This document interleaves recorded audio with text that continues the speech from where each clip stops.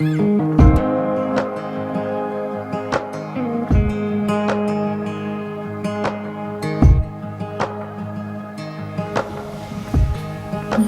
alors c'est vendredi soir. Qu'est-ce qu'on pourrait regarder un petit peu ce soir?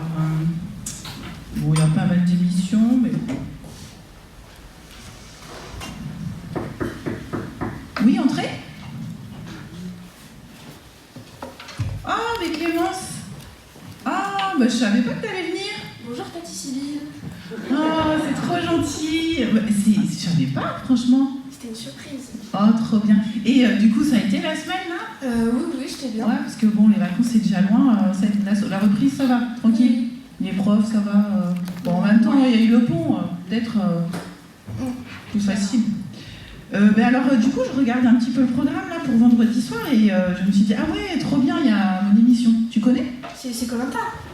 Ah non, c'est pas Koh-Lanta, vendredi soir. Ah si, le vendredi soir, c'est Koh-Lanta. Ben non, moi, c'est une autre. Tu connais pas mon impression?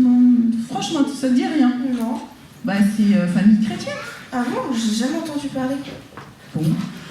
Bah écoute, franchement, c'est mieux que Koh-Lanta, tu verras. Ok. C'est vraiment une meilleure famille que Koh-Lanta, parce que famille de Koh-Lanta, plus ou moins famille, quoi, on va dire. Hein. Famille toute seule, quoi. Bon, du coup, ben, ça te dit, on y va? Ok. Bon, bah allez, c'est parti, on regarde. Bonjour à tous, bienvenue dans votre émission En Famille, votre émission consacrée spécialement à la famille. Moi c'est Vincent. Et moi Vincent. Nous sommes Vincent et Vincent. La semaine dernière nous étions chez la famille Ortega, une famille divisée par le trouble, des vols de passeports, mais heureusement la famille s'est resolidifiée, elle est unie à jamais. Où sommes-nous cette semaine mon cher Vincent?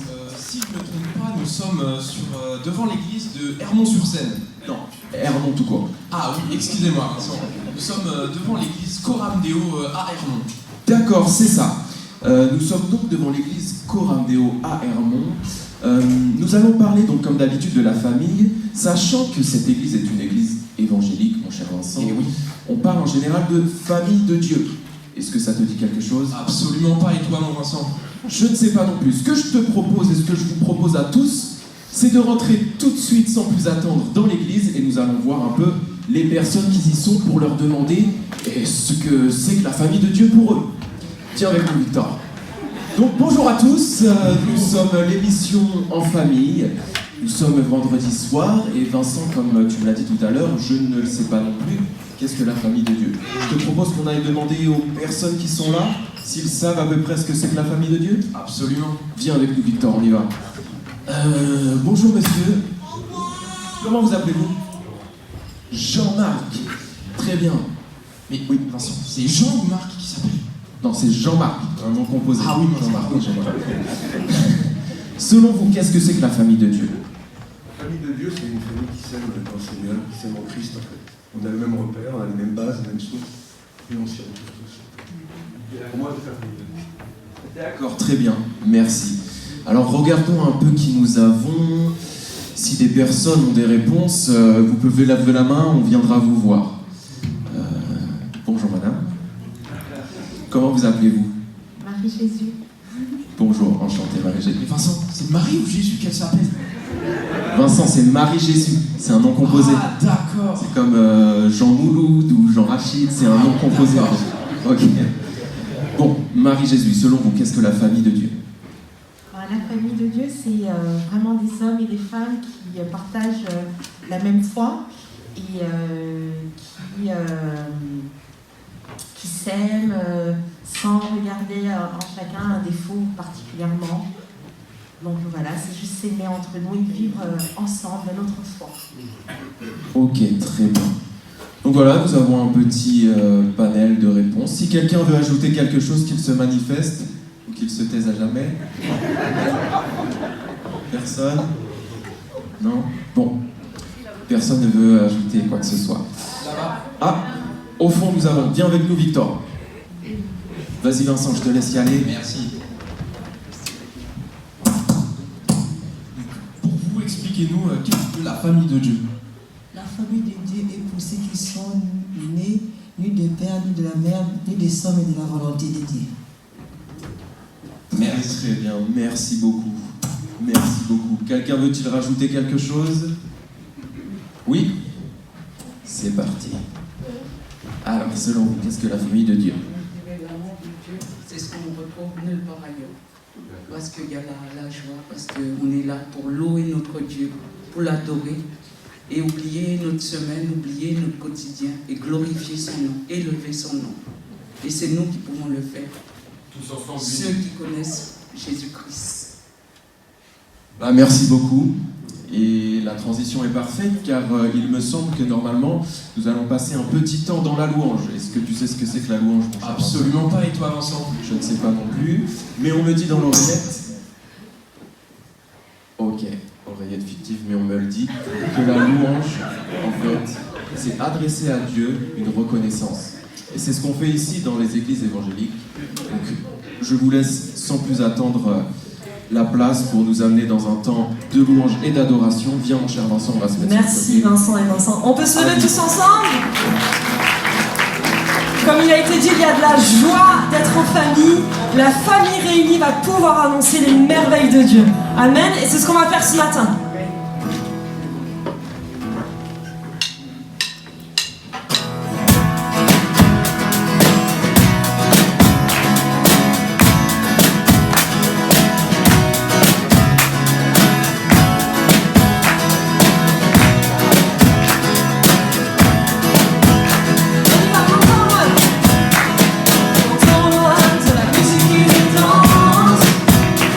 J'ai des chances de reprendre son puissance.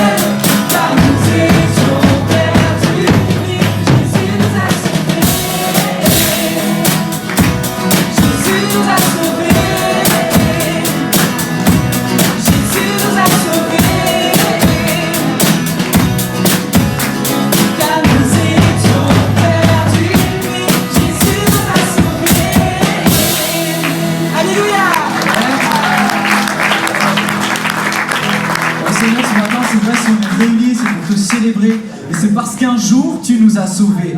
Tu es venu nous chercher alors que nous ne te cherchions pas, Seigneur. Merci de ton amour, Seigneur, ce matin. Amen.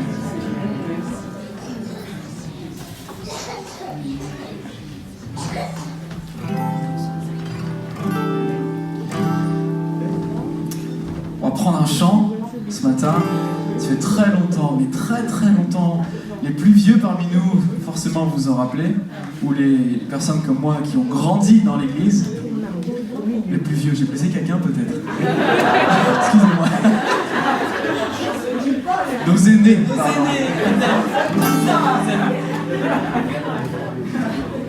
Oh, il y en a qui pleurent déjà. Le chant fait comme ça. Nous sommes unis dans la famille qu'un Dieu nous lie à toujours par le jet de l'amour. Concitoyens, nous sommes les siens car Dieu nous lie à toujours par le jet de l'amour. Nous sommes unis ensemble. Nous sommes unis dans la famille car Dieu nous lie à toujours par le jet de l'amour. Concitoyens, nous sommes les siens. Concitoyens, nous sommes les siens car Dieu nous lie à toujours par le jet de l'amour. Chacun des maillons dans les fleurs d'un marron, liés à toujours par le jet de l'amour. Chacun des maillons dans les fleurs d'un marron, liés à toujours par le jet de l'amour. On chante ensemble.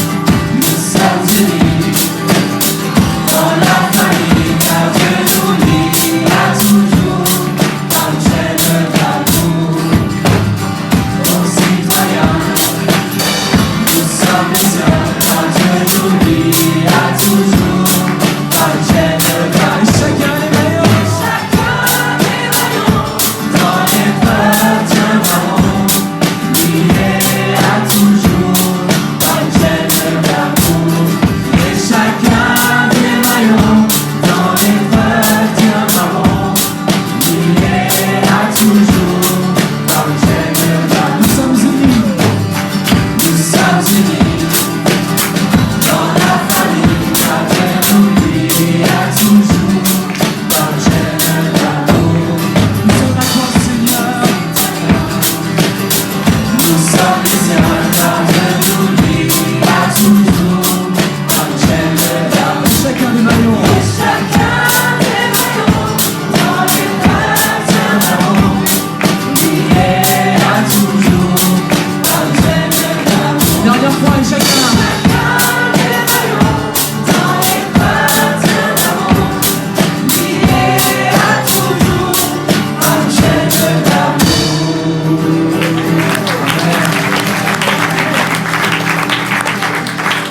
Ok, on a fait plaisir à nos aînés et à nous aussi.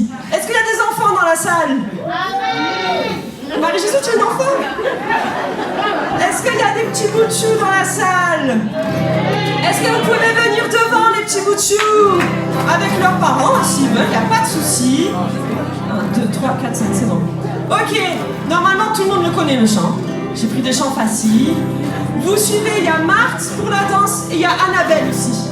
N'hésitez pas à les suivre pour la danse, pour les signes. Les enfants et les grands enfants aussi. Et les grands, hein, Jusqu'à 99 ans, les Tout le monde, hein. enfants. Ok, on y va. La famille. J'attends les petits. Ouais,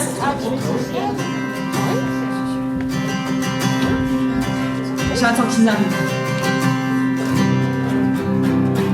Allez Nathan, C'est bon. Dan Simon, on se dépêche. C'est bon? Marie-Jésus, est-ce que c'est bon? Oui. Elle est trop belle. Ok. Miracle, trop belle miracle. Allez, on y va ensemble. Jésus est le rocher de ma vie. Jésus est le rocher de ma vie. Jésus est le rocher de ma vie. Jésus est... On y va encore, Jésus. Jésus est le rocher de ma vie. Jésus est le rocher de ma vie. Jésus est le rocher de ma vie.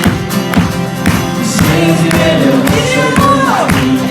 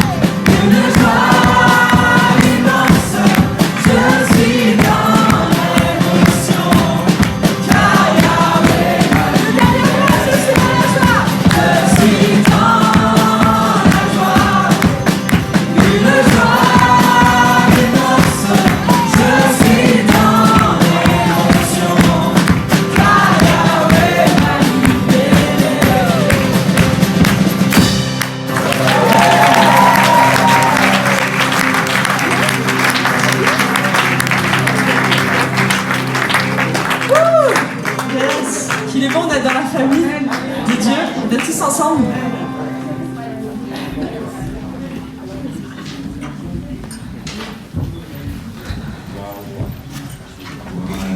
Waouh. Quel merveilleux moment, Vincent. C'était très beau. Gloire à Dieu. Comme nous avons pu le voir, c'est vraiment des temps de joie, vraiment des temps bénis, vraiment des temps où on est tous ensemble. Il y en a eu pour les aînés, pour les plus jeunes, pour les enfants. C'était vraiment un très très bon moment. Ça me donne envie. Moi qui ne connaissais pas tout ça, ça me donne envie. Ah ouais. Je ressens vraiment une union, une communion. J'aurais une question à te poser cependant, mon cher Vincent. Oui. Pour toi, qu'est-ce qui caractérise une famille? Bah, des parents, Ouais, quoi d'autre? des grands-parents, Ouais, ensuite? des arrière-grands-parents, Ouais, ok. des arrière-arrière-grands-parents. Ok, attends. On fait un petit demi-tour. Je vais un peu plus bas. Des enfants, Ouais. des petits-enfants, Ouais, des pourquoi pas. grands-petits-enfants. Ok, je t'arrête là. Si je te dis ça, c'est que la famille, en fait, ça regroupe des grands-parents, des parents, des enfants, des animaux de compagnie, un chien, un chat, une tortue, un lapin, un hamster. Bref, si je te dis ça, c'est que on va passer un temps maintenant où on va appeler les aînés. On leur a dédié un petit chant tout à l'heure, Et ouais. mais ils ont un petit message à faire passer. Ils vont nous apporter des poèmes. Est-ce que tu connais un poème, toi? Oui. Vas-y. Je creuse, tu creuses, il creuse, nous creusons, vous creusez, il creuse. Ok. C'est pas un poème, en fait. Mais c'est pas un poème, mais c'est très profond.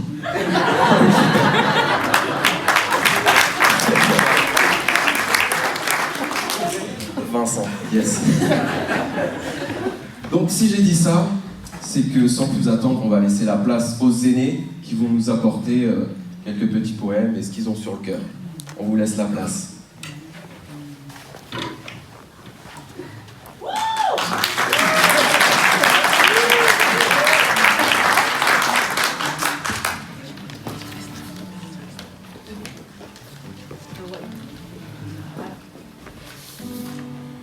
La famille.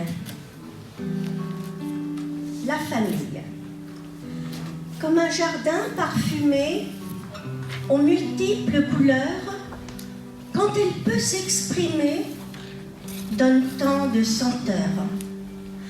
C'est comme un ouvrage tissé et travaillé où tout se partage, un ensemble soudé, comme un nid façonné, ancré à la muraille. Elle sait se protéger pour que nul ne défaille. Une arche salutaire contre les grandes eaux quand gronde le tonnerre. Elle demeure au repos, la famille. Une barque voguant sur les flots de la vie qui traverse les courants, relevant les défis. Elle sait rester unie, au cœur de la tempête, même au sein des ennuis. Elle relève la tête. Autour de la table, chacun trouve sa place. Moments agréables, merveilleuse grâce. La famille, la famille. Quel est donc son secret en ces temps si troublés? Dieu n'est pas en retrait. Elle sait le confesser, gérant tous les conflits, dits de génération. Elle cherche dans les écrits la meilleure solution. Et pour terminer ce poème, je citerai le verset de l'Épître aux Hébreux, chapitre 11. C'est par la foi que Noé, divinement averti des choses qu'on ne voyait pas encore et saisi d'une crainte respectueuse, construisit une arche pour sauver sa famille.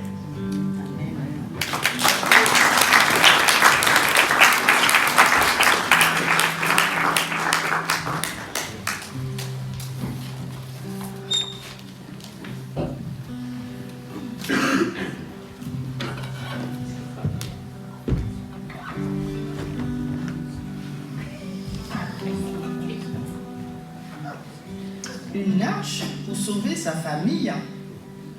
Et en sauvant sa famille, Noé sauva en quelque sorte le monde. Nous vivons une époque marquée par le déchirement et l'éclatement des familles. Jamais notre société n'a connu autant de conflits au sein même des familles.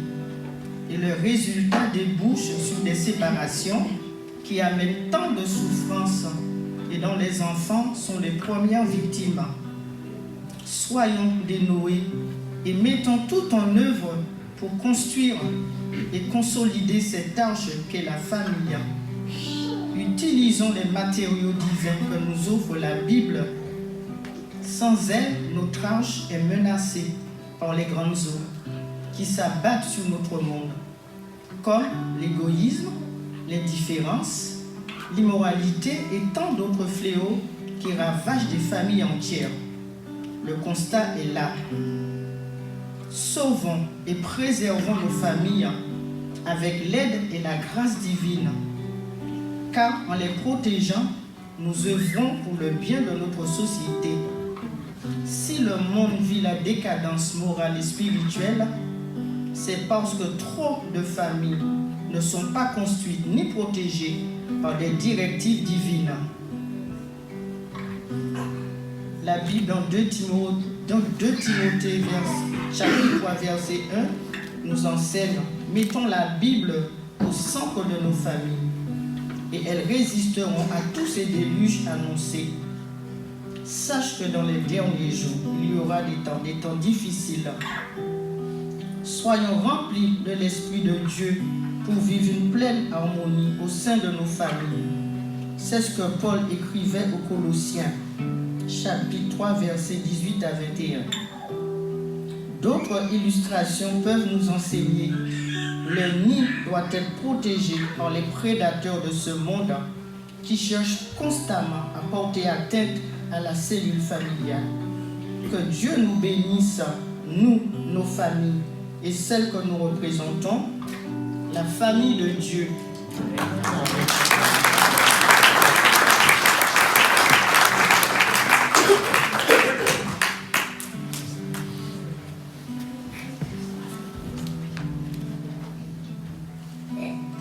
Je m'appelle Maximin Eugène Marie-Joseph. J'ai connu le Seigneur dans mon travail par quelqu'un qui m'a amené avec lui.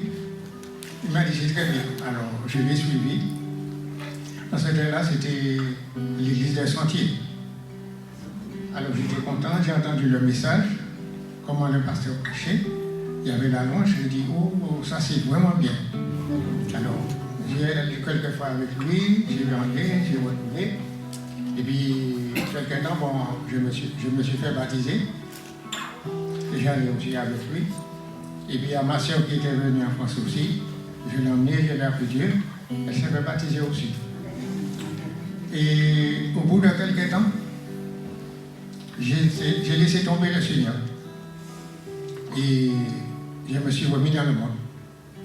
Alors, je n'allais plus à l'église, mais j'étudiais la Bible chaque jour. Après, j'ai suivi les témoins de Jéhovah pendant quelques temps. Et j'ai remarqué ce qu'ils m'ont enseigné, ce qu'ils disaient, c'était vraiment faux, c'était pas bien. Après, j'ai suivi les adventistes du 7e jour. C'est pareil, alors j'ai des choses que je vois qui n'étaient pas bien. J'ai dit, ah ouais, ça va pas, ça c'est pas la même chose. Et beaucoup d'années s'est passé. Et en 2012, j'ai tombé gravement malade du diabète. Et je vois vraiment, ce jour-là, j'ai descendu, j'ai dit, vraiment, je vais mourir. Une idée m'est venue, alors je dis, Seigneur, aie pitié de moi, je me reprends, Seigneur. Après t'avoir connu pendant tant d'années, Et si je meurs, ma condition sera pire que si je ne t'avais pas connu. Je regrette pardon, je demande pardon, Seigneur. Et puis quand j'ai dit ça, j'ai dit, Seigneur, reçois mon esprit, visite-moi dans la nuit, parce que je souffre beaucoup. Physiquement, moralement, intellectuellement et spirituellement. Après quand j'ai dit ça, je me suis dormi. D'un seul trait, je me suis réveillé le matin. Mon cœur battait, tac, tac, tac. J'ai dit, mais qu'est-ce qui passait? Mais là, j'ai senti j'étais léger. J'ai senti un calme, la tranquillité, la peur a disparu et la joie est venue dans mon cœur. Oh, j'ai dit, merci Jésus, j'ai entendu ma voix. Maintenant, je vais te suivre de toute ma vie, jusqu'à la fin, Seigneur. Et ta bonté, ta miséricorde, tu as eu pitié de moi, sinon je serais déjà mort depuis longtemps. Mais ta miséricorde, ta compassion, tu as eu pitié de moi, tu m'as fait revivre, Seigneur. Et aussi, je te remercie, Seigneur, je te demande pardon, Seigneur. Et puis depuis ce jour-là jusqu'à maintenant, je vais à l'église régulièrement. Et maintenant, j'ai vu comment la famille de Dieu se comporte.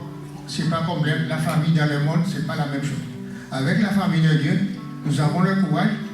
Il nous apprend à bien diriger nos comportements, marcher dans la vérité, marcher dans la droiture, dans la sincérité et être bienveillant avec nos prochains.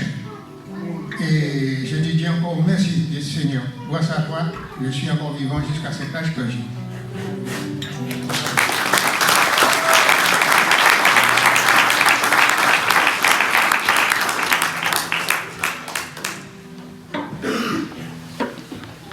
Wow.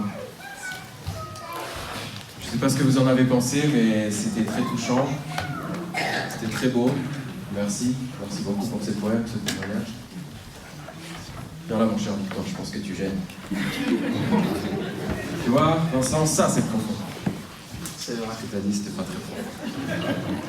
Non, mais on comprend bien que dans cette famille, la famille de Dieu, il peut y avoir des tribulations, il peut y avoir des problèmes. Mais le plus important, c'est qu'ils restent unis ensemble.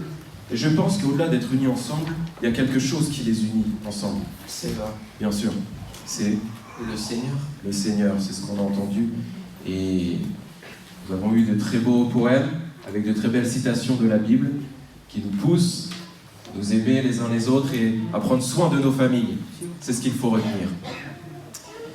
Mon cher Vincent, nous allons continuer notre émission. Et pour aller un peu plus loin, je suis un peu près de la caméra, excusez-moi. Pour aller un peu plus loin dans notre émission, donc, tu m'as dit tout à l'heure, dans la famille, il y a les grands-parents. Nous venons de voir les grands-parents, les aînés, les patriarches. Nous avons ensuite les parents, bien sûr. Mais une fois n'est pas coutume, nous n'allons pas appeler les parents. Nous allons appeler les enfants. Un petit peu au-dessus des enfants, les ados. Les ados. Nous allons donc appeler le groupe des plugs et des teens. Donc c'est un groupe qui est dans cette église. C'est à partir de 11, 12 ans jusqu'à 17 ans. C'est ça. Donc je vais prendre le relais si tu veux bien. Je te laisse la place. Vincent, merci. Et puis je vais inviter tous les plugs et les teens à venir, si vous voulez bien, avec moi. Waouh, on peut les applaudir quand même. Waouh. Ils sont beaux. Venez. Oh là là. Vincent, qu'est-ce que tu fais là? Montez. Salut, Doc. Alors, il faut savoir que dans la famille, il y a quelque chose de très important. Et nous allons faire un petit jeu avec les teens et les plugs. Et ce qui est très important dans la famille, c'est l'esprit d'équipe, c'est la communion, c'est le lien qu'on peut avoir. Alors, est-ce qu'il y en a qui veut présenter le jeu? Sinon, je le fais.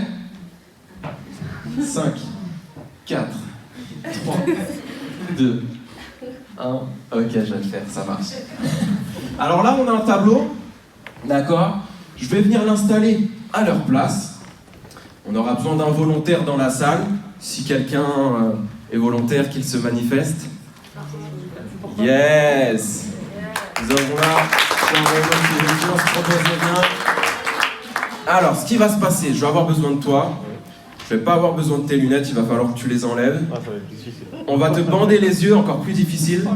D'accord? Tu vas partir de tout au fond. Sur le tableau que je vais mettre là, si vous voulez le prendre, les gars, il y a une cible. D'accord? On va te donner un feutre, tu auras les yeux bandés.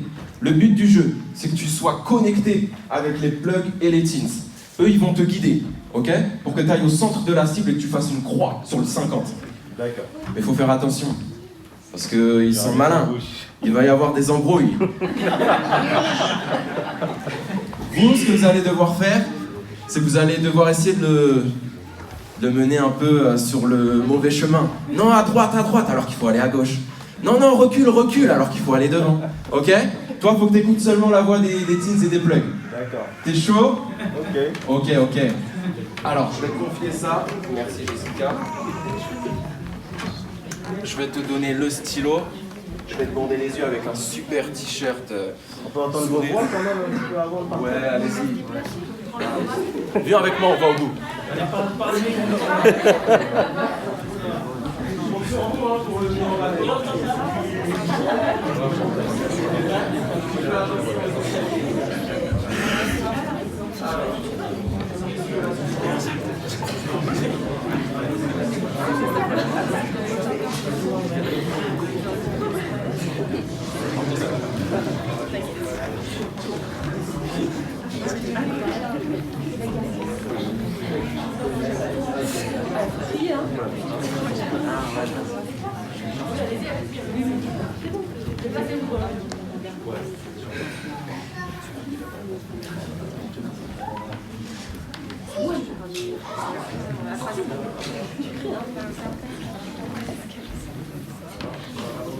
Ok, il est prêt? On va le faire tourner quand même un peu si c'est bon. Je vais tourner.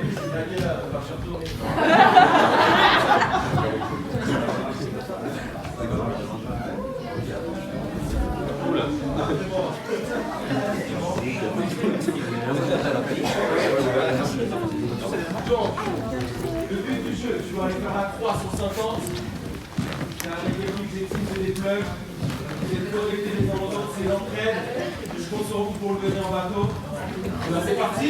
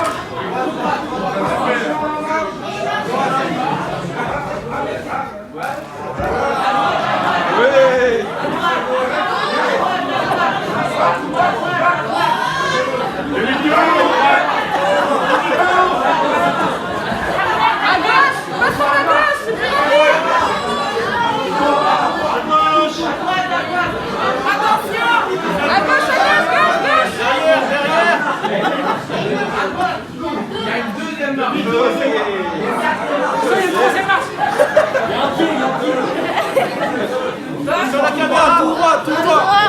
Saute. À gauche, tout droit. Attention, il y a une chaise. Tout droit. Vas-y, écris.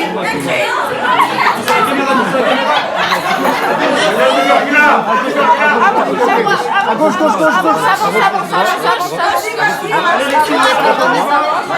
Tout droit. Vas-y, avance. On est pas loin.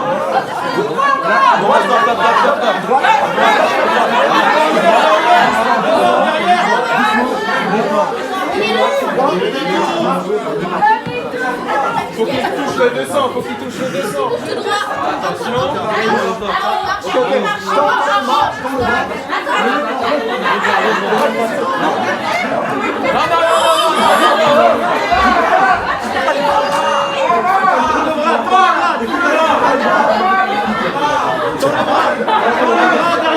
de tricheur, c'est pas un signe ni un peu. Voilà.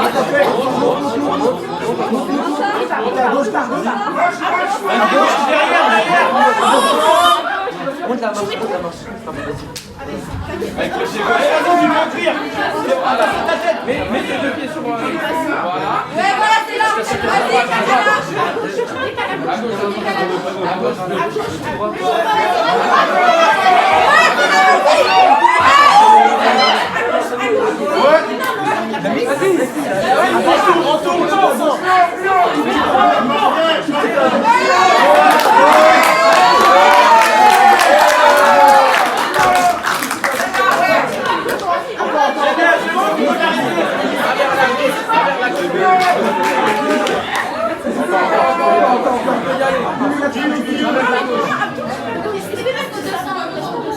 C'est pas vers la gauche.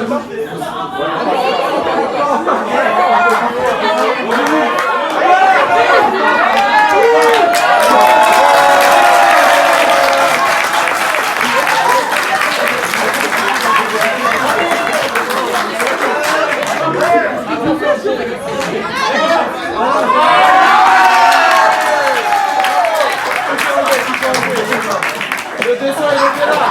On peut l'applaudir, s'il vous plaît. Bravo. Restez là, les teams, les plugs. Alors, est-ce qu'ils t'ont bien aidé? Oui, il y avait une voix sur ma gauche et j'étais focalisé sur celle-ci. T'étais focalisé, ouais. Et qu'est-ce que... Ouais, tu t'es focalisé sur la voix, mais ça va, ils t'ont pas trop gêné? Ben, au milieu, à peu près, un petit peu au milieu là, je sens, Ouais, on voit un peu je près sens les qu'il y personnes qui sont là. avait... il y avait des...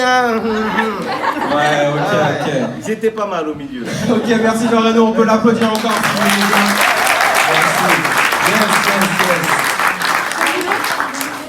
Bon, tout ça, toute cette petite leçon d'objet, ce petit jeu, c'était pour vous parler de la solidarité. La solidarité qui est quelque chose de très important dans la famille. Comme on l'a vu tout à l'heure avec les poèmes, même s'il y a des tribulations, il faut qu'on reste solidaires les uns aux autres. On peut applaudir les teens et les plugs aussi. Merci. Vous pouvez retourner à votre place. Merci les amis. Et on les applaudit fort. Ok. Viens Victor, viens. Alors mon cher Vincent, je crois qu'après ce petit jeu sur le thème de la solidarité, nous avons une petite surprise. Mais de quelle surprise tu parles? Haha, la surprise numéro 1. Ah oui, c'est vrai, cette surprise-là? Ouais, je te laisse le soin d'en parler. Donc, on va accueillir les œufs à mousse, c'est ça? C'est ça. Les œufs à mousse, je me prononce bien? Je crois que c'est les Zealous. Ah oui, pardon, on va accueillir les Zealous pour une petite scénette. C'est ça, en fait la petite surprise, c'est que nous avons une mise en abîme, une émission dans l'émission. Oui, vous n'êtes pas fous, vous entendez bien. Une émission dans l'émission. Et je crois qu'on va pouvoir prendre notre retraite parce qu'on va demander à la présentatrice de bien vouloir venir. On accueille tous ensemble Pamela, s'il vous plaît. Bonjour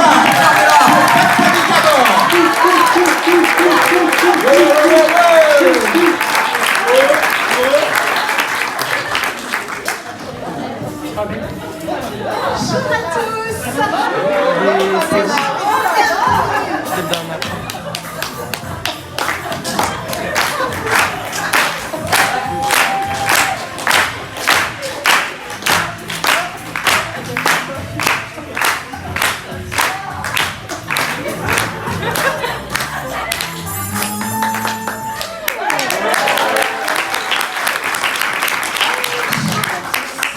Et bienvenue sur le plateau Pas de panique à bord, l'émission qui donne la parole aux jeunes.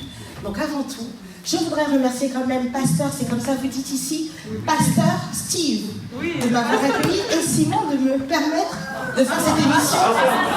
Vincent, oh pardon, c'est très dur aujourd'hui ce matin, j'ai pas beaucoup dormi. Et je suis heureuse de présenter avec vous cette émission dans une église. C'est inédit.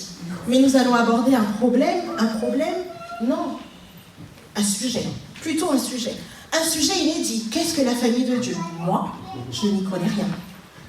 Mais je sais que, de façon générale, une famille, c'est des personnes apparentées qui vivent sous un même toit, c'est ça, hein, ce qu'on dit, hein. Ouais, sous un même toit. Et puis pour vous, les chrétiens, c'est parce que vous avez placé Dieu au centre de votre famille et ça donne une dimension tout autre. D'accord. Bah, pour vous expliquer, je vais inviter mes invités. Oh, c'est plus simple. Je vais appeler Benjamin musicien, c'est ce qu'on m'a dit.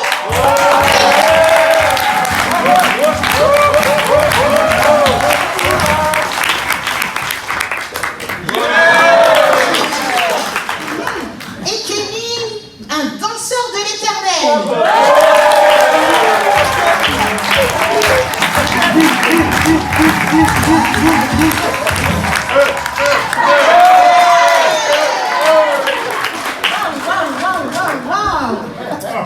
Alors avant de vous donner la parole, je voudrais quand même donner quelques petites explications. C'est vrai que les hommes, l'être humain, est un être de relation. Pas vrai, hein? Sinon on ne serait pas là. Bon. Je continue. Donc un être de relation qui a des besoins fondamentaux. Oui, que seule peut-être une famille peut combler. Donc en fait, on a besoin de se sentir accepté, de ressentir ce sentiment d'appartenance à une communauté, c'est ça, hein, c'est ce que vous dites, communauté, fraternité, une église. Donc pour les chrétiens, l'église serait la maison et les membres, la famille de Dieu, c'est ça? Non, je me tourne vers toi, Benjamin. Vous avez 20 ans, vous vivez à Herblay et faisiez partie de la famille de Clamart. Non, l'église de Clamart. Je confonds église-famille. Depuis le mois d'avril, vous vous êtes cependant rattaché à l'église, alors attention, Coram Deo d'Hermont. Pouvez-vous nous en dire davantage? Oui, exactement. En fait, j'étais à l'église de Clamart avant. Et cette église était vraiment trop loin pour que je puisse m'investir, pour que je puisse y aller même plusieurs fois par semaine. Du coup, j'ai cherché une église plus proche. Je suis tombé sur l'église d'Hermont, où vraiment on m'a super bien accueilli. On m'a invité à toutes les réunions de jeunesse. Et vraiment, je me suis senti comme chez moi et j'ai l'impression que ça fait beaucoup plus de temps que je suis dans l'église que je suis vraiment. Donc oui, je crois en la famille de Dieu. Waouh, waouh, waouh!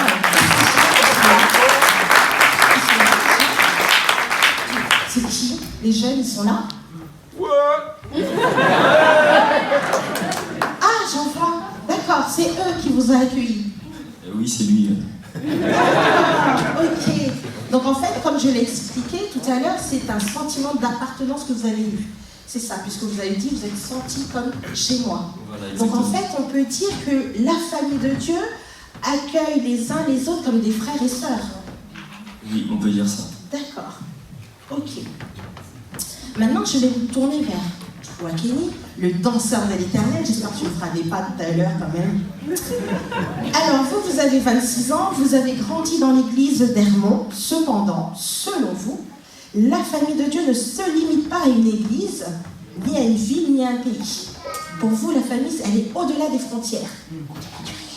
Tout à fait. Comme l'a dit Benjamin, c'est vrai qu'on a ce truc au quotidien avec les gens qu'on voit régulièrement et dans l'église, voilà, et avec qui on s'entend bien et ça fait vraiment partie d'une famille parce qu'on grandit avec eux et on vit avec eux au quotidien. Mais c'est vrai qu'au-delà de ça, il y a des gens qu'on peut rencontrer dans d'autres églises ou dans d'autres choses en tout cas qui sont en lien avec la chrétienté et ça nous permet vraiment aussi d'être connectés et de retrouver d'autres gens en fait qu'on peut considérer comme nos familles, comme des frères, des sœurs, avec qui on partage plein de moments, on partage nos vies, on s'encourage, on peut vraiment aller dans une vision commune ensemble et ça fait aussi partie de la famille. D'accord, vous partagez même des raclettes alors. Même des raclettes. Bon, ça c'est super. Bon, maintenant j'aimerais me tourner vers le public pour savoir si vous êtes d'accord avec ça, la famille de Dieu, un sentiment d'appartenance dans cette famille. Oui, oui. Ah. Mademoiselle, pouvez-vous vous avancer? Bonjour. Bonjour. Bonjour tout le monde. Alors, moi je m'appelle Christelle et en fait j'entends ce que vous dites les garçons, mais je comprends pas tout. En fait moi je viens pas d'une famille chrétienne et je dirais même qu'elle est plutôt dysfonctionnelle. Je me suis pas toujours sentie aimée, écoutée ou comprise. Donc franchement, prendre un inconnu comme un membre de sa famille, je ne comprends pas du tout. Très bonne remarque. Effectivement, comment expliquer qu'un inconnu peut créer un lien? Alors, il n'y a pas une chaise pour notre invité, la régie, une chaise. Une chaise, s'il vous plaît. Vincent à la régie. Comment expliquer, c'est vrai, à un inconnu pour créer un lien fraternel alors qu'elle-même, dans sa famille, une personne qui est connue, qui est engagée peut-être dans sa famille, est rejetée? Comment lui expliquer? Comment expliquer à certaines personnes qui vivent comme Christelle ce sentiment d'abandon et qu'on parle de lien familial?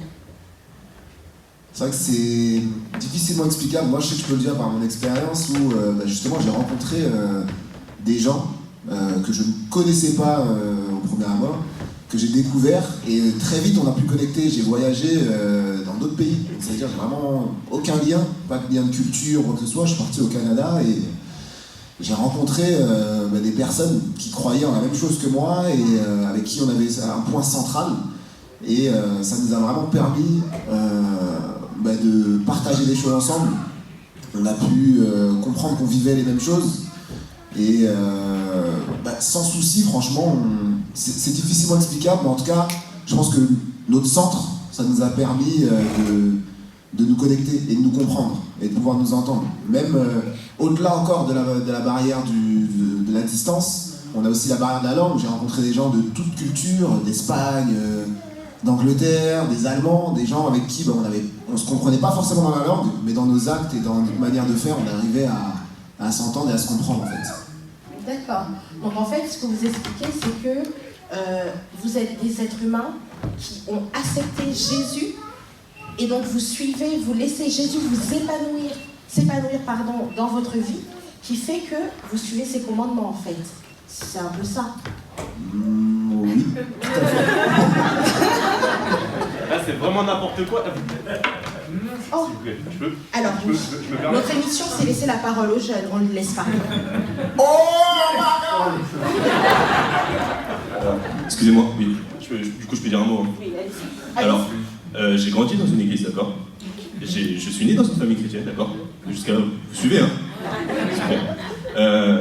À aucun moment, je me suis senti accepté. Au contraire, on m'a rejeté, d'accord? Toute ma vie, ça n'a été que des rejets, en fait. D'accord. Donc, on m'a jamais accepté avec mes qualités, mes défauts. On m'a complètement, mis à l'écart à cause de ma différence. C'est-à-dire que moi, j'essaie de louer le Seigneur Jésus-Christ à ma manière. Donc, c'est-à-dire que je fais du rap pour Jésus, d'accord? Oh, yes. Yes. Et on m'a rejeté pour ça. Est-ce que c'est normal? Vous appelez ça une famille en Christ, mais vous êtes n'importe quoi. Moi, je ne pourrais pas t'apporter de réponse, mais on va regarder les invités. Vous pouvez répondre? Écoutez-moi, monsieur Tom. GPS. Des fois, dans la vie, il faut mettre OS. Il faut, je peux comprendre que vous soyez blessé par les attitudes des fois. Mais c'est vrai que la famille, c'est des fois des hommes et des femmes qui ne sont pas forcément parfaits dans tous les cas. Et je pense qu'ils n'avaient rien contre vous. Je pense qu'ils vous aimaient vraiment bien. Et peut-être qu'ils avaient quelque chose contre le rap. Voilà. C'est bien ça. Et donc nous avons un troisième invité qui devait venir, qui n'a pas pu malheureusement. Je peux m'asseoir ou... Ah oui, c'est vrai. Une chaise, Régie, mais Régie. Oh là là là là là là. Mais voyons. Et en même temps, tu es jeune. Hein. Je vais rester là. Donc je continue, on devait avoir une personne, Alexandra, qui devait venir, mais à cause de la crise sanitaire, n'a pas pu se déplacer. Donc elle m'a envoyé son témoignage. Et donc elle décrit alors que la famille de Dieu est composée d'hommes et de femmes non parfaites. Je vous l'avais dit tout à l'heure. Alors, non parfaite qui compose une famille parfaite. Non pas parce qu'elle est parfaite, mais parce que Jésus l'est. Il cite ensuite un verset qui encourage chacun. Alors c'est un verset que j'ai déjà entendu, même dans des films, je crois Le temps d'un automne, je crois que je l'ai déjà entendu. L'amour est parfait. Non, l'amour est patient. Il est plein de bonté. L'amour n'est pas envieux. L'amour ne se vante pas. Il ne s'enfle pas d'orgueil. Il ne fait rien de malhonnête. Il ne cherche pas son intérêt. Il ne s'irrite pas. Il ne soupçonne pas le mal. Il ne se réjouit pas dans l'injustice. Mais il se réjouit de la vérité. Il pardonne tout. Il croit tout. Il espère tout. Il supporte tout. L'amour ne meurt jamais. Et elle termine en disant que l'amour est représenté par Christ. L'homme qui est mort est ressuscité pour chacune de nos vies. Alors, de nos vies, je dirais plutôt vos vies. Mais bon, comme je lis son témoignage, de nos vies. Vivant pour toujours, son amour règne dans nos vies et nous emmène à cette perfection de nous accepter les uns les autres. Donc en fait, pour résumer, quand j'entends vos témoignages, c'est le fait vraiment de choisir Jésus et de le laisser agir dans nos vies qui fait que on devient une famille de Dieu. C'est ça. Ah, une belle mademoiselle. Waouh. Vous avez un 06. J'accepte que Dieu dans mon répertoire. Amen, c'est ça que vous dites? Pourquoi je ne l'ai pas entendu? Amen, il y a des chrétiens. Donc bonjour, donc je voudrais vous dire que chacun de vos témoignages m'ont beaucoup touchée, et notamment celui de Christelle, parce que je me suis beaucoup reconnue en toi. Donc moi, avant d'arriver dans l'église d'Hermont, pour moi, la famille, c'était synonyme de destruction. Il n'y avait pas de réelle famille. J'arrivais pas à trouver une famille dans ma famille de sang. Et quand je suis arrivée dans cette église, j'ai été envahie d'un amour infini. J'ai enfin trouvé la famille que j'avais pas. Et je peux simplement vous le dire avec le fait qu'ici, il y aura toujours une oreille pour vous écouter. Il y aura toujours une épaule pour vous soutenir, même si cette épaule, elle est fragile. Et il y aura toujours un cœur pour vous aimer, même si ce cœur, il n'est pas parfait. Et ici, on a le but commun de suivre le chemin de Dieu, et donc la perfection Jésus. Et donc, du coup, les seuls mots qui subsistent ici, c'est la foi, l'amour et l'entraide. Et j'ai un verset qui me tient beaucoup à cœur par rapport à ça, c'est le psaume 68.7, qui dit que Dieu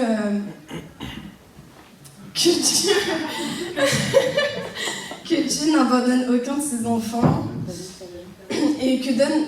Ouh là là, s'il te plaît, c'est le stress, ok. Dieu donne une famille à ceux qui étaient abandonnés. Il délivre les captifs et les rend heureux.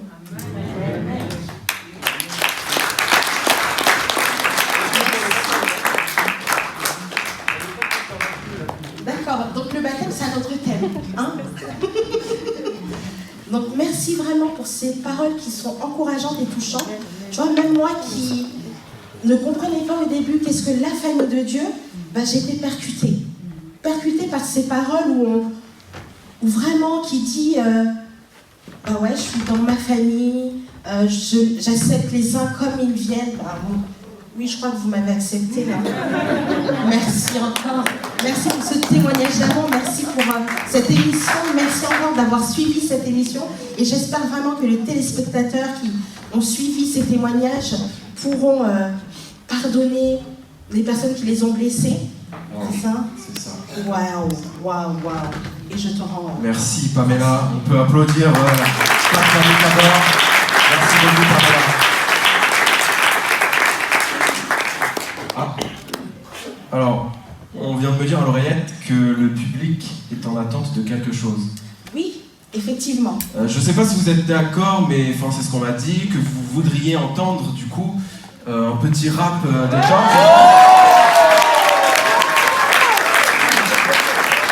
Est-ce que ça vous dit? Ok. Bon, on va laisser la place encore. A cappella ou musique? Tu veux choisir beatbox? Je pense qu'il y a la musique là-bas. Si tu veux, je fais du beatbox, je suis très bon.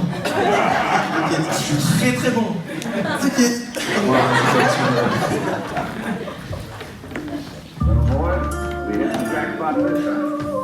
Je tiens le mic comme un rappeur. Hein. Ouais.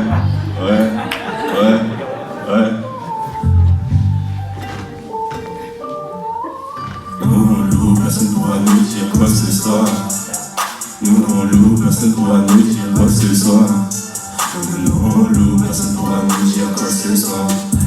Nous on loue, personne pourra nous dire quoi que ce soit. Personne pourra nous dire quoi que ce soit. C'est pas parce qu'on rappe le pour Jésus, Dieu est forcément contre moi. Faire du rap parce que je voulais pas avoir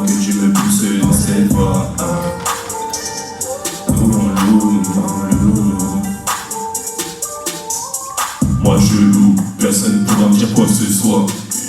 À part Jésus, moi j'obéis que à ses souhaits. Je fais tout pour lui pendant que j'essaie. Chaque jour je prie pour que mes péchés cessent. Je connais beaucoup qui sèchent les messes. Bref, mon cœur de péché améliore sa fesse. Chaque jour de ma vie mène un nouveau combat. Prière plus pas que c'est mon meilleur combo. Un vrai baptême quand Jésus change du tombeau. Si Dieu veut mon âme, grâce à Dieu je vais pas tomber.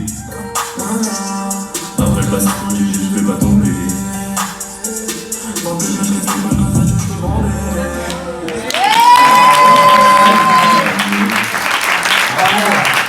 Applaudissons-le, applaudissons-le.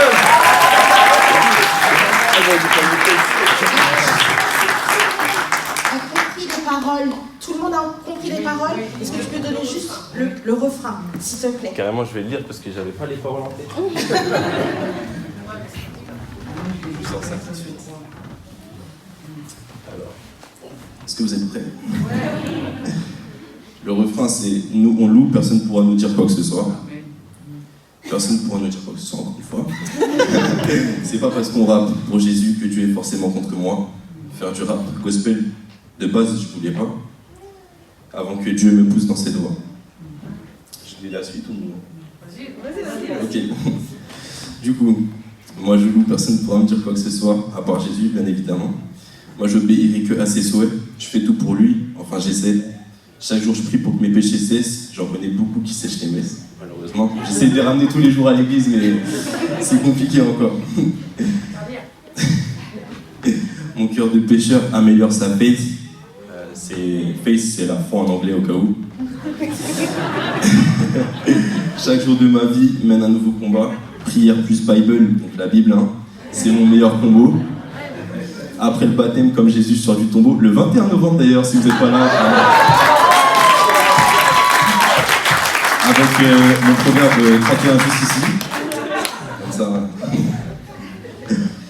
Si le diable veut mon âme, grâce à Dieu, je sais que je ne vais pas tomber. C'est important de le rappeler, hein, parce que quand on est avec Dieu qui est contre nous. Et du coup, après je fais un peu le malin devant le diable, du coup je dis, bah ouais, grâce à mon Dieu, je ne vais pas tomber. Devant Dieu, je casse la démarche, et grâce à mon Dieu, je ne vais pas tomber encore une fois. Et puis voilà.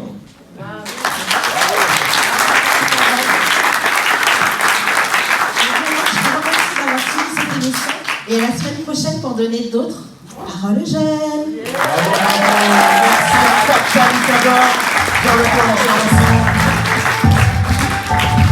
Merci beaucoup. Petite musique. C'est pas mal. Tenez, je vous rends ça, je le pose là. Wow, c'était super, hein? Très belle mise en œuvre. Ça nous a permis de faire une petite pause. Qu'est-ce que tu as compris de cette émission, cher Vincent? J'ai compris que la famille c'était quelque chose de très important et qu'on était accueillis vraiment comme une famille du coup. Ouais, donc contrairement à la... Enfin, pas contrairement, mais dans la famille de Dieu, en fait ça serait plus universel. C'est ça. Avec toutes les personnes qui forment une église, le corps de Christ. Christ est la tête, le roi des rois. Non, si je raconte. Ok. Non, merci beaucoup Pamela, merci aux jeunes pour cette intervention, cette émission, c'est super, ça nous permet de continuer notre réflexion dans qu'est-ce que la famille de Dieu. Avant de laisser place, donc nous avons fait le grand-père, enfin les grands-parents. Oui, on a fait les parents. Les parents. Non, je crois qu'on on n'a pas fait les parents. On a fait les jeunes. On a fait les enfants. Les animaux, on n'a pas fait les animaux. On n'a pas fait les parents, mais je crois qu'il y a Pasteur Steve qui est un parent. Mais avant de lui laisser la place, t'es allé au cinéma ces derniers temps? Ah non, avec le Covid, tu sais, t'as pas ton passe? Impossible. Ouais, moi aussi, ça fait longtemps que je suis pas allé au cinéma. Ce que je te propose, c'est qu'on remédie à ça, si vous êtes d'accord, mes chers téléspectateurs. Nous allons vous présenter une vidéo sur le thème des fourmis. À vous.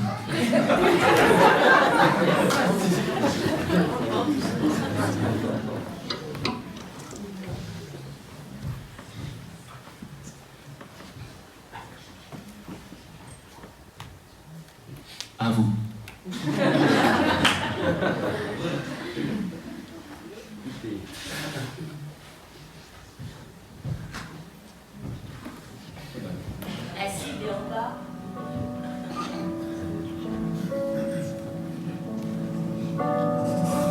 Les fourmis sont vraiment intéressantes à observer et étudier. Il en existe des milliers d'espèces différentes. Et le plus intéressant, c'est qu'elles vivent en colonies. Certaines colonies peuvent contenir des millions de fourmis. Elles vivent dans des nids, des fourmilières, et à l'intérieur, chaque fourmi a une fonction différente et une importance. Il y a celles que l'on appelle les pots de miel. Ce sont celles qui stockent l'alimentation pour la colonie. Il y a les fourmis tisserandes, qui construisent des nids dans les arbres avec des feuilles. Les fourmis coupeuses de feuilles, qui récoltent les feuilles qu'elles coupent en petits morceaux afin de cultiver des champignons dont elles se nourrissent. Les fourmis charpentières, qui font leur nid en creusant le bois. Les fourmis moissonneuses, qui amassent les grains.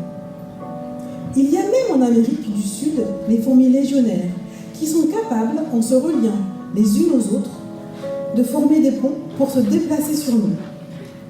Plus généralement, dans chaque colonie, il y a les fourmis reines et les ouvrières. Ainsi, chaque fourmi est unique et importante dans l'ensemble de la colonie. Pour nous, c'est exactement pareil. Il y a les grands et les petits, les noirs et les blancs, les gars et les filles, etc. Mais dans l'Église, dans la famille de Dieu, on a tous une place importante. Je ne suis pas plus important que les autres. Ils le sont autant que moi. Ce que je fais n'est pas plus important que ce que fait l'autre. Mais ensemble, on peut faire de plus grandes choses encore. Ok, quelle super vidéo. Quelle super vidéo.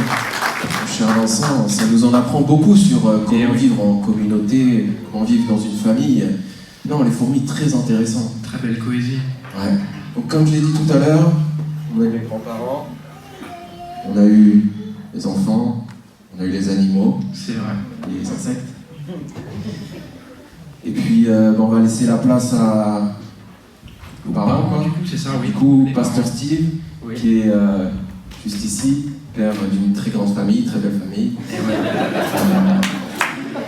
Et puis j'espère que ça a été clair. Si c'est pas clair, on lui laisse la place, il va clarifier tout ça. À vous, Pasteur Steve. Merci Vincent et Vincent.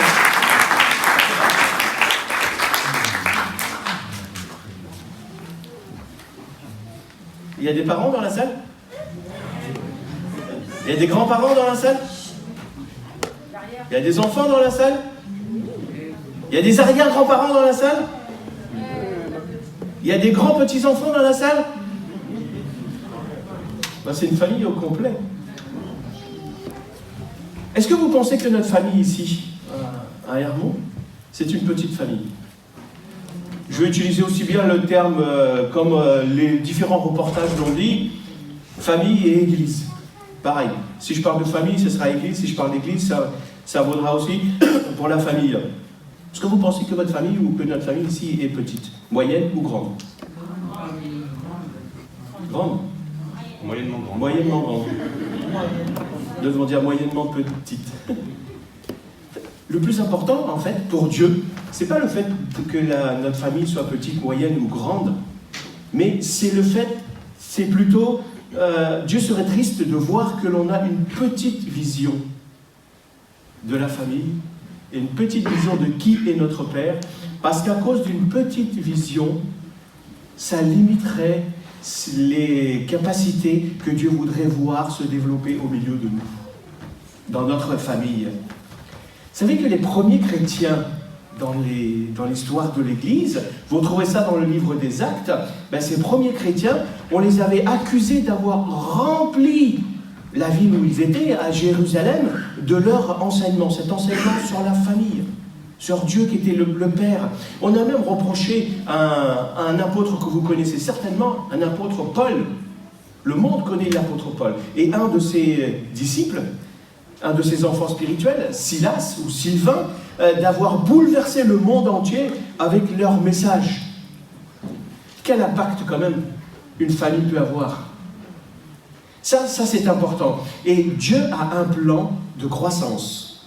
Lorsque Dieu voit une famille, Dieu voudrait, quelle que soit la taille de cette famille, voir que cette famille puisse encore davantage grandir. Et chacun d'entre vous, ici, présent, vous avez un rôle à jouer à l'intérieur de votre famille, mais aussi à l'extérieur de votre famille. Je suis toujours impressionné de voir, lorsque je lis la Bible, comment Dieu nous enseigne à travers plein de choses, à travers sa création, principalement. Le prophète Ésaïe, parce qu'on a vu là parler des fourmis, le prophète Ésaïe, lui, il nous rappelle que l'âne et le bœuf, eh ben, Dieu les utilise pour nous enseigner à reconnaître notre maître. Qui est notre maître? Seigneur Jésus. Et le prophète Jérémie nous dit que les oiseaux du ciel devraient nous enseigner à apprendre à faire attention aux lois que le Créateur a établies. Les lois pour la famille, les lois pour que l'on vit. Et le Seigneur nous invite en fait à considérer lui-même, Seigneur Jésus, à considérer les oiseaux pour nous dire, ne vous inquiétez pas. Ne vous inquiétez pas, votre Père Céleste, Dieu, il connaît vos besoins et il prendra soin de vous parce que Dieu vous aime. Alors lorsqu'on lit la Bible, qui est le fondement de la famille chrétienne, eh bien, on s'aperçoit que on peut apprendre beaucoup de choses à travers les animaux. Aujourd'hui, c'est à travers ce petit insecte que j'aimerais vous parler, petit insecte que l'on a vu tout à l'heure, petit insecte mais tellement petit. Et probablement, je suis sûr que sans vous rendre compte, vous avez dû en écraser. Non? Pauvre petite bête. Malheureusement. Voilà. Mais lorsqu'on veut bien regarder à ces petites bêtes, la Bible nous dit, Dieu nous dit que l'on peut apprendre beaucoup de choses, si on prend le temps de se laisser enseigner par ces petites bêtes. Alors le proverbe, aujourd'hui, c'est que j'aimerais partager avec vous très rapidement, et c'est notre amie Hélène qui va nous le projeter. Il nous dit qu'en fait, si tu veux aider ta famille à grandir, si tu veux aider ton église à grandir, alors observe les fourmis. Regarde les fourmis, comment elles vivent. Et Proverbe au chapitre 6, suivant, nous dit ceci, on va le lire ensemble. À partir du verset 6, il nous dit, toi qui es paresseux, va donc voir la fourmi. Qui se sent concerné ce matin? Pas beaucoup de mains levées, bizarre. Toi qui es paresseux, va donc voir la fourmi. Observe son comportement et tu apprendras la sagesse. Alors je vais le dire autrement. Qui veut apprendre à être sage? Alors ça veut dire que tu es déjà paresseux. C'est ce que ce proverbe me dit là. Non? Donc la fourmi, elle n'a ni commandant, ni contremaître, ni chef. Et durant tout l'été, elle prépare sa nourriture au temps de la moisson. Elle amasse ses provisions. Proverbe chapitre 6, les versets 6 à 8. Mais il y a un autre passage aussi qui nous parle des fourmis. Et toujours dans les proverbes, l'avant-dernier proverbe, proverbe 31 dont tu nous as parlé tout à l'heure, Tom. Et là, c'est le proverbe 30. Les versets 24 et 25. Je dirai qu'une partie du verset 25. Salomon avait beaucoup observé les fourmis et nous rapporte ça. Là, c'est pas Salomon qui parle. Il dit, il y a 4 petits animaux sur la terre qui, pourtant, sont remplis de sagesse. Là, les animaux sont parfois plus sages que nous, j'ai l'impression. Il y a les fourmis qui forment un peuple faible, mais qui préparent leur nourriture pendant l'été. Je vous laisserai lire pour voir qui sont ces autres animaux. En fait, les fourmis, comme on l'a entendu là, il y a des milliers de fourmis sur cette terre, des millions et même des milliards de fourmis. Il y a plus de fourmis que d'êtres humains. Et on dit qu'il y a, pour un être humain sur la terre, il y a des millions, un peu plus d'1 million de fourmis. C'est impressionnant. Hein? Donc les fourmis sont réparties, quels que soient les types de fourmis qui existent, comme cela nous a été dit dans le petit reportage, quels que soient par contre les types de fourmis, vous retrouvez 3 catégories chez les fourmis. Vous trouvez les ouvrières, les mâles et les reines. Les ouvrières, elles ont plusieurs rôles. Elles construisent, elles aménagent et elles entretiennent la fourmilière. Et elles approvisionnent la fourmilière en nourriture, elles protègent la fourmilière, donc elles nourrissent d'autres ouvrières qui sont occupées à faire d'autres tâches, donc elles viennent, elles les nourrissent. Donc certaines ouvrières ont une tâche de nourrice. Elles s'occupent des larves, des petits, des bébés. Comme on a ici aussi, certains s'occupent des plus jeunes. Et leur rôle, c'est exclusivement ça. Depuis leur naissance jusqu'à la fin de leur vie, elles ne font que ça. Il y en a certaines, par contre, qui va assurer la protection de la fourmilière. On les appelle les soldats. Elles sont là pour protéger la fourmilière contre les dangers qui pourraient venir attaquer la fourmilière, des frélons, des fois, toutes sortes de bêtes de l'extérieur. Elles sont là au risque de leur vie, et il y en a beaucoup qui meurent, pour protéger la fourmilière. Et les mâles, elles n'ont qu'un travail, c'est de se reproduire. C'est de trouver des fourmis femelles pour se reproduire. Pourquoi? Pour que ces fourmis femelles puissent à nouveau faire une autre colonie qui va se développer. Donc cette fourmi qui a été fécondée, elle va devenir une reine, et elle va construire avec les autres, elle va construire une fourmilière, etc., etc., etc. On appelle ces fourmis-là les mâles des princesses. Donc la reine, elle, pas besoin d'explication, qu'est-ce qu'elle fait? Elle ne fait que pondre des œufs. Et on dit que toutes les fourmis d'une même fourmilière sont nées de la même reine. Ils sont tous frères et sœurs. Eh oui, nous sommes tous frères et sœurs, parce qu'on a le même Père, Dieu qui est notre Père. Et cette fourmi, c'est la seule qui peut vivre très longtemps. Une fourmi reine, elle peut vivre entre 9 ans et 15 ans. On en a même trouvé des fois plus. Mais c'est la moyenne. Et c'est la plus grosse de la fourmilière. Et c'est elle qui dirige un peu l'ensemble de la colonie. Toutes les fourmis ne sont pas appelées à faire la même chose. Pour elle, pour une fourmi, il n'y a pas de travail ingrat en disant « Oh non, moi j'ai pas envie de faire ça. Moi j'ai pas envie de faire ça. Moi je préférerais faire ça. » Non, elles sont nées pour faire quelque chose et elles vivent et elles font ce pourquoi elles sont nées. Quelle que soit la tâche que la fourmi va accomplir, elle va le faire, si je peux m'exprimer ainsi, joyeusement.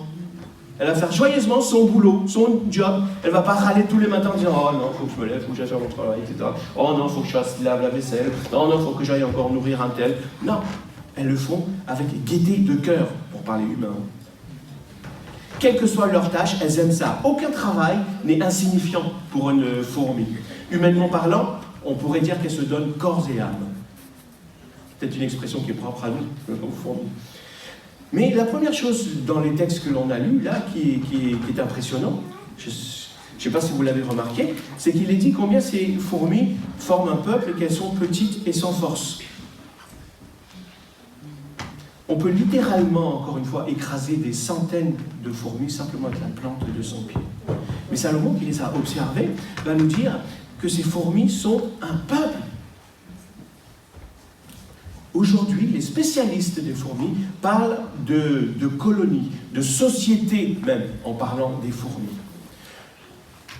Cela veut dire quoi? Qu'une fourmi ne peut pas vivre toute seule. Si vous trouvez une fourmi seule, c'est qu'elle s'est perdue et qu'elle va bientôt mourir. Un chrétien qui vit tout seul, c'est un chrétien qui est à la merci du diable et qui ne vivra pas sa vie chrétienne correctement. Les fourmis nous apprennent beaucoup de choses. Mais une fourmi, on les appelle comme un peuple, donc on peut aussi dire une famille. Comment est-ce que cette petite bête-là, on peut considérer ça comme une famille? Est-ce que vous avez des idées? Pourquoi est-ce qu'on les appelle une famille?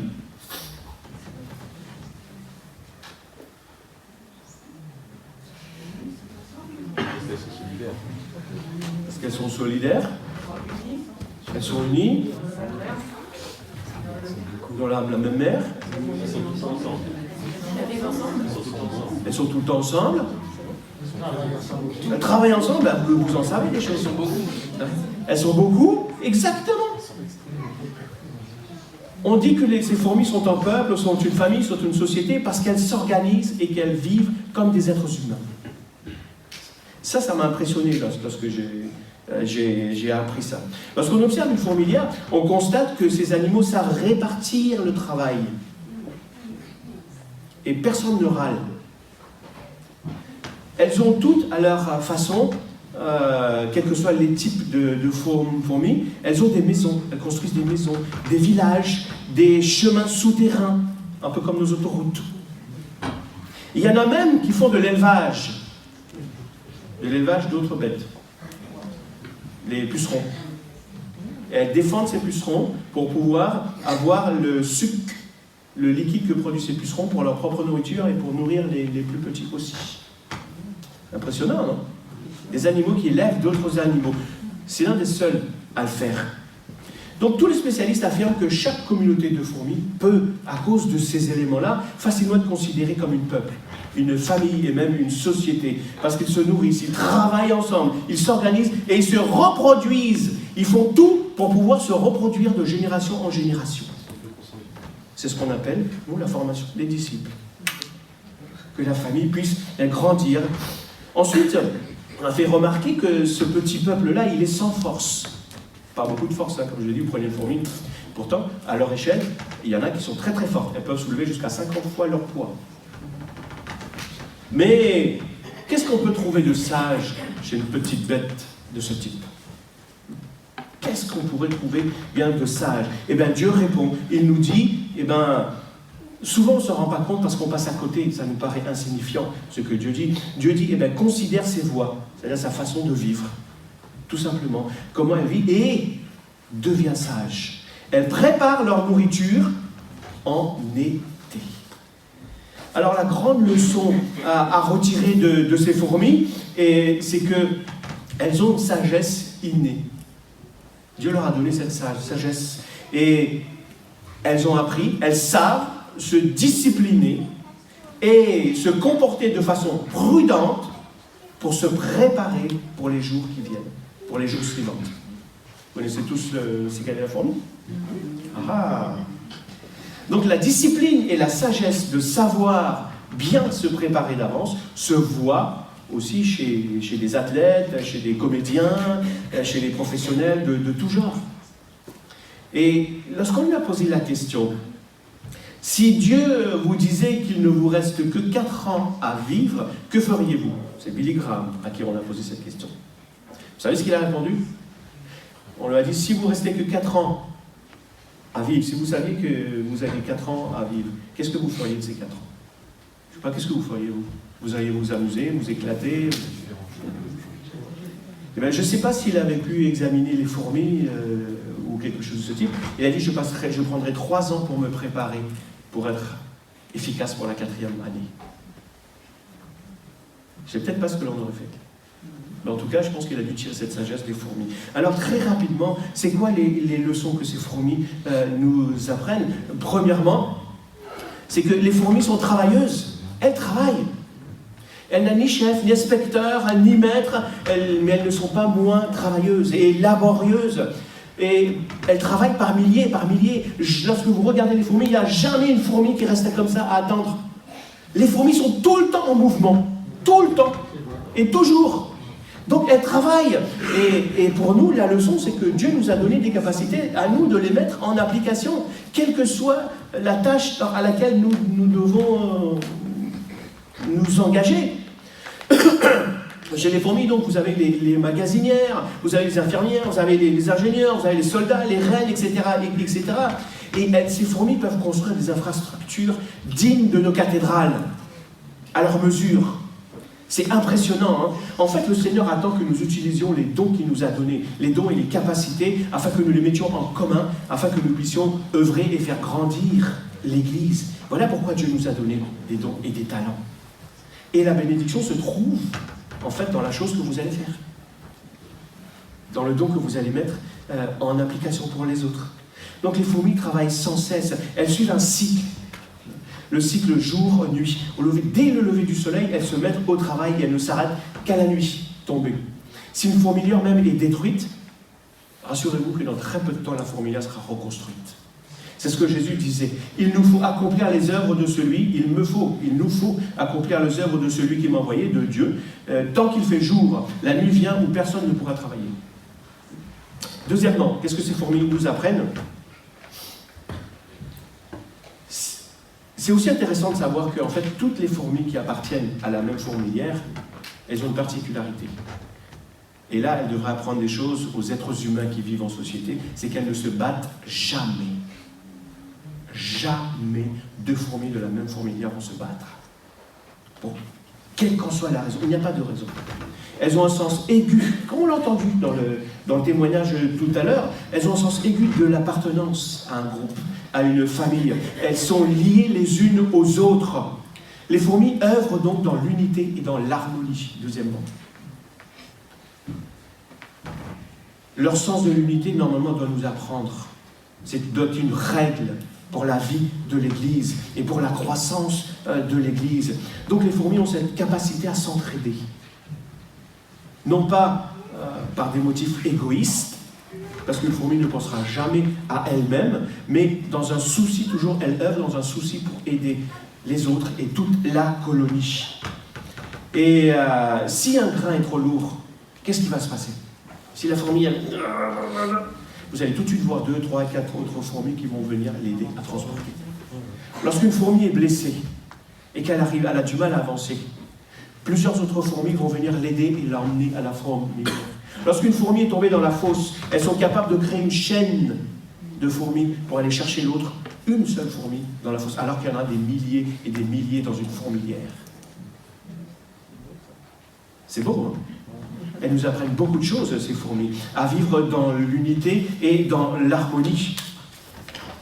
Donc, on remarque aussi que les fourmis travaillent dans cette harmonie, c'est-à-dire que, bien qu'elles sont petites, elles arrivent à s'unir pour obtenir le meilleur des résultats qu'elles peuvent produire. Chacune a sa propre tâche, et aucune n'est supérieure aux autres. Il y a une telle puissance dans l'unité. Les fourmis ont cette sagesse d'avoir compris que cette capacité, le fait de travailler ensemble montre vraiment et que l'unité c'est une grande puissance. Le texte dit pourtant que c'est un peuple très faible, mais cela ne les empêche pas d'accomplir de grandes choses. Je ne sais pas si vous avez déjà vu la taille des fourmilières, d'une fourmilière. Un peuple faible mais uni devient un peuple fort. Donc imaginons simplement ce que l'Église locale pourrait faire s'il y avait une telle unité en son sein. L'unité de l'esprit y est, mais nous devons manifester concrètement et vivre cette unité comme les fourmis. Et là, je peux vous assurer que les puissances des ténèbres fuiraient. Et l'Église primitive, vous relirez les actes, c'est ce qu'on est en train de voir, fonctionnait de cette façon. Ils étaient unis et fonctionnaient en harmonie. Troisièmement, la fourmi, ou les fourmis, sont déterminées. Elles ont de la détermination. Rien n'arrête les fourmis. Rien. Si elle doit trouver de la nourriture, elle le fera, quoi qu'il lui en coûte.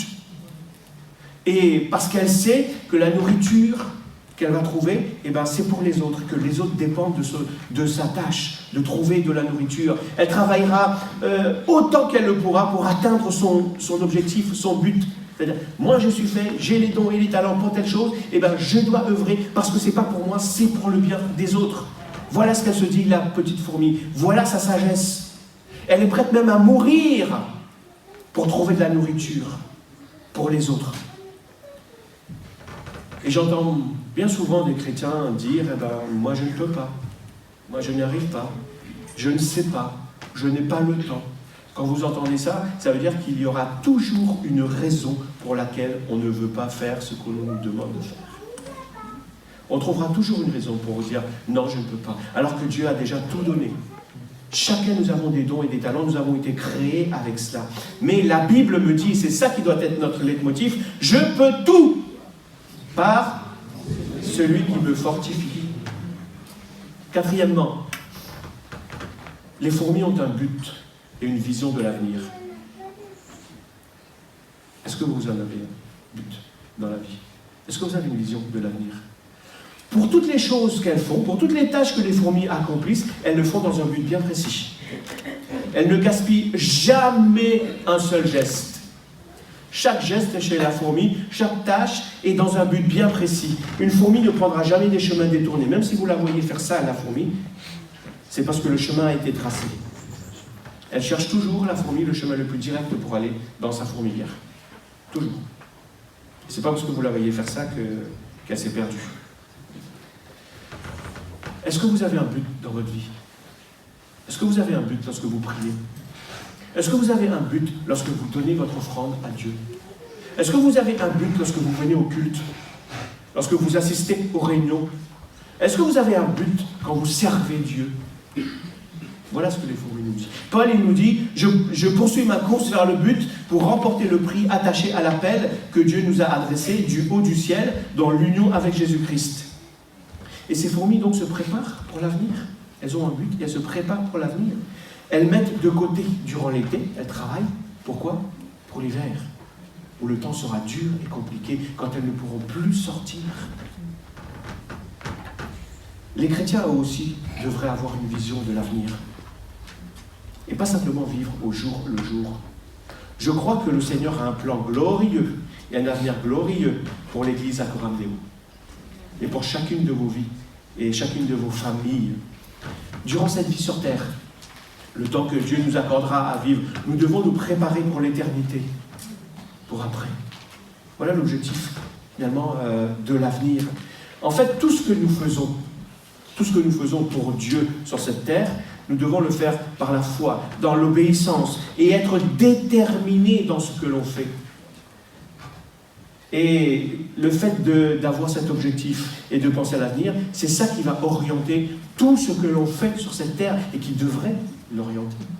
Parce que ce que je fais ici-bas, la qualité de ma vie ici-bas, détermine la qualité de ma vie dans l'éternité. Ça vous semble bizarre que je dise ça? Lorsque nous serons dans notre demeure éternelle, nous vivrons à la mesure de ce que l'on aura accompli ici-bas. Donc ne travaillez pas dans l'œuvre, ne vous engagez pas pour Dieu uniquement, simplement pour des gains, pour se sentir bien, pour des gains passagers, mais pensez à l'éternité dans votre cœur. Que chaque chose que vous accomplissez dans l'œuvre de Dieu, pour Dieu, à l'intérieur ou à l'extérieur des murs, soit dans cet objectif-là, en pensant à l'avenir, au royaume de Dieu. C'est pour ça que Paul disait, ainsi que vous mangiez, que vous buviez, bref, quoi que ce soit que vous fassiez, faites tout pour la gloire de Dieu. Et donc travaillez pour l'avancement du royaume de Dieu. C'est cette perspective-là qui doit orienter votre vie, notre vie, et tout ce que l'on fait ici-bas.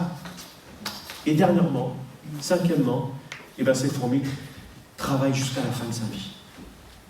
Une fourmi ne s'arrête pas à dire, c'est bon, maintenant je suis à la retraite. Tant que vous vivrez, tant que vous aurez le souffle de vie, Dieu aura du travail pour vous.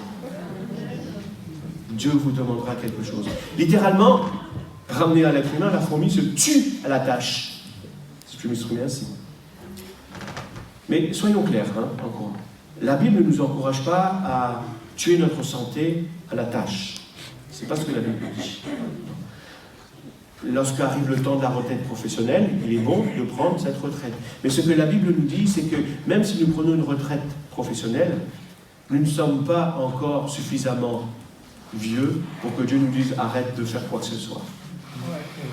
Du plus jeune au plus âgé, tant que tu auras ton souffle de vie, Dieu aura quelque chose pour toi et à te faire accomplir dans sa famille pour faire grandir l'Église, pour faire grandir sa famille. Tant que vous vivrez, Dieu aura du boulot pour vous. Pas de chômage dans le royaume de Dieu. Ainsi, non seulement vous allez trouver une satisfaction dans ce que Dieu vous demande de faire, mais vous deviendrez une source de bénédiction pour les autres. Vous savez, je pourrais encore vous parler des heures et des heures des fourmis, parce que j'aime. Et j'aime bien me documenter sur les familles, parce que je suis quelqu'un de passage. Et je veux apprendre la sagesse. Et Dieu me dit, va vers les fourmis, tu peux apprendre plein de choses. Par exemple, tout simplement, lorsqu'on observe les fourmis, on apprend que les fourmis sont aussi très courageuses. Les fourmis, vous en trouvez partout. Partout. Il n'y a pas un endroit, quelque part, où essayez de pas trouver. Vous les trouvez dans les hôtels, dans les cuisines, dans les avions même, on en a trouvé. Au 30e étage d'un bâtiment, vous allez pouvoir trouver des fourmis. Vous dites, punaise, mais comment cette fourmi, elle est sans ascenseur en plus. Elle s'est retrouvée là-haut. Et la fourmi nous apprend une belle chose. C'est que tout ce que fait la fourmi, c'est pour travailler pour la génération suivante. Pour aider la génération présente à se multiplier pour devenir la génération suivante. C'est-à-dire que pour une fourmi, la prochaine génération découle de la responsabilité de la génération présente. Si nous voulons voir l'Église et la famille de Dieu grandir, c'est notre responsabilité aujourd'hui. ça doit devenir notre objectif. Et pour conclure, les fourmis sont petites, et elles sont futées. Très futées. Donc encore une fois, rappelez-vous de la fable de La Fontaine. En été, la fourmi travaille dur pour ramasser sa nourriture. Mais pendant ce temps, que faisait la cigale?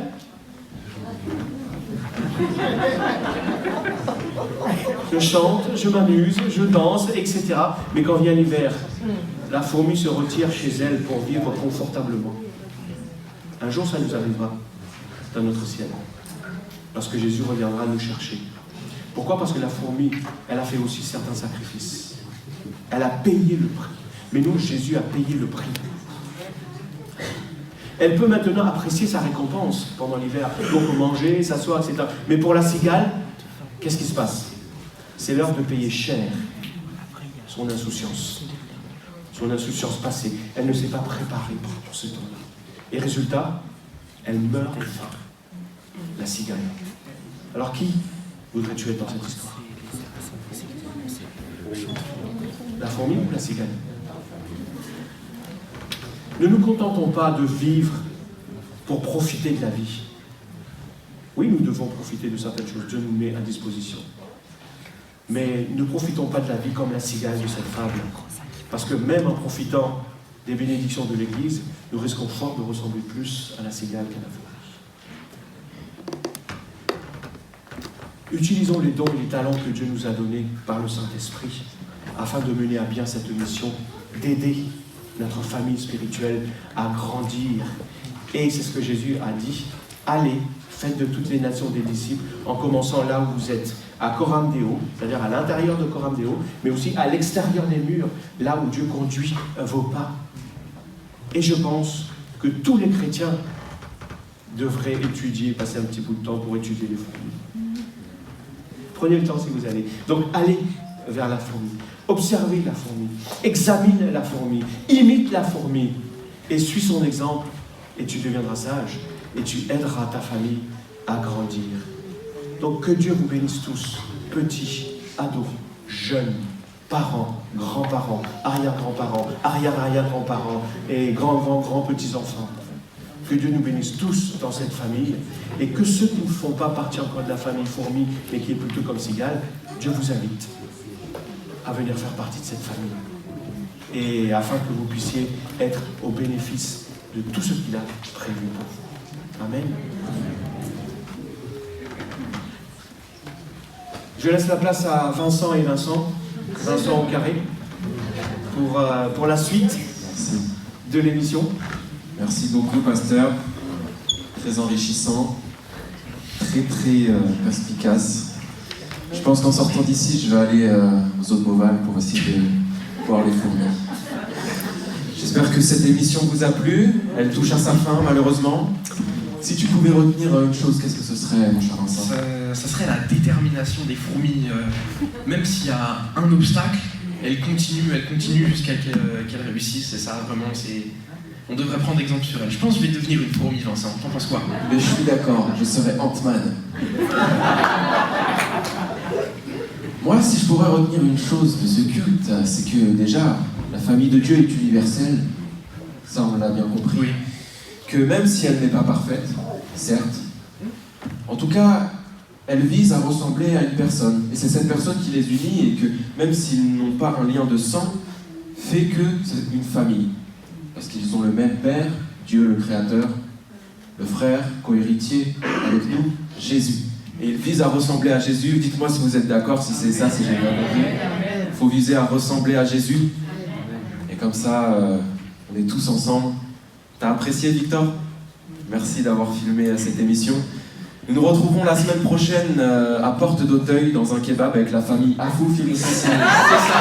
La discorde règne dans cette famille à propos du choix de la sauce.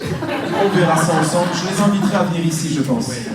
En tout cas, si vous me le permettez, on ne va pas vous quitter comme ça pour le reste du culte. Nous souhaitons rester avec vous, avec Vincent et Victor. Donc si vous voulez bien, on reste avec vous et on laisse place à la suite. À vous les manettes et à vous les studios.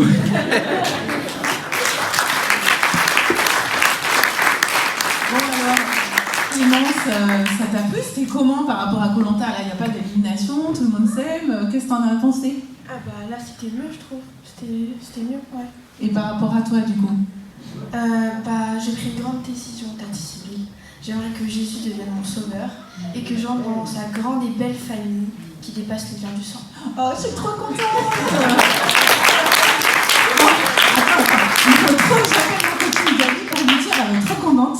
Parce que, attends, avec Gabi, on prie beaucoup pour les enfants de l'église depuis qu'ils sont tout petits et faut trop que je l'appelle. Et toi, tu vas en parler à qui du coup? Bah, je vais dire à mes parents, à mes amis, à mes voisins, à tout le monde. Ouah, ça va être trop bien. Attends, bon, attends, avant que j'appelle, on va peut-être regarder un dernier chant. Je crois qu'il y avait un dernier chant pour terminer. Ah oui, s'il te plaît. Allez, vas-y, on les écoute, puis après on appelle. On appelle tout le monde.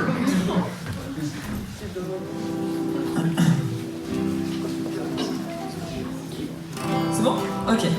On se lève ensemble pour ce dernier chant? Alors, est-ce que tu peux mettre les autres paroles, Hélène? Ouais. Est-ce que vous connaissez ce chant? Yesu ni wangu wazimama milele. Est-ce que vous connaissez ou pas? Eh ben on va l'apprendre, ok? On l'apprend tous ensemble. Qu'est-ce qu'il y a? Ok, je suis désolée si je dis mal les paroles, on va essayer ensemble. Ça veut dire Jésus est mon ami de tous les jours, ok? On est ensemble.